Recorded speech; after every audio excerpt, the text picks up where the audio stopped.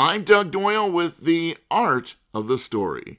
The Rutgers Jazz Ensemble's annual Prof Fielder Memorial Concert will take place on Friday, October 27th at the New Brunswick Performing Arts Center. The concert honoring the legacy of the late Professor William Fielder is directed by Conrad Herwig and led by students from the Mason Gross School of the Arts at Rutgers. This year's featured guest is acclaimed trumpeter and educator Terell Stafford, who had a special relationship with Prof. Your connection goes back to Wynton Marsalis's suggestion to you to work with him, right? Yeah, I'd met Wynton. I had quit playing trumpet because after I finished my undergraduate degree, and after I stopped playing trumpet, I became a computer programmer and I tutored in trigonometry. And some friends of mine got me to go out and hear Wynton Marsalis. He was performing with the Eastman Wind Ensemble in Washington, D.C. at the Kennedy Center. Two things struck me. A, the principal trumpet of the Wind Ensemble, her name was Yvonne Tall, just had a really beautiful, gorgeous sound. And then Wynton came out and he just knocked it out of the park. So I went backstage. I actually wanted to meet both and just let them both know how encouraged I was.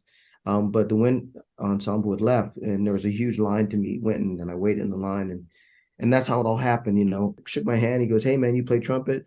I said, "Kind of." He goes, "What does kind of mean?"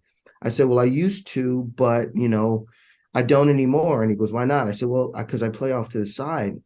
And he goes, "Man, you should go talk to Prof. It doesn't matter where you play. I'll hook you up with him.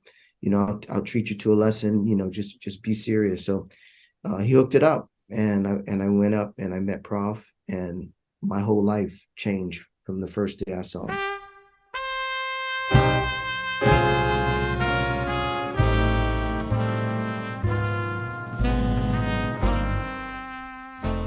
So we can thank not only Prof, but we can thank Wynton Marsalis for getting you back on the trumpet, because now you're this Grammy Award-winning and acclaimed trumpeter that the world has come to enjoy and love. So when you think back at that time where, I don't think I'm going to play trumpet anymore, to what you've accomplished now, and think about Prof's connection with that, it must be really kind of just earth-shattering. Yeah, it's very overwhelming. When I came to Prof, I'll never forget what he said to me when he saw me play. He heard me play and he sat there for a minute and he said, he goes, "Son, do you love the trumpet?"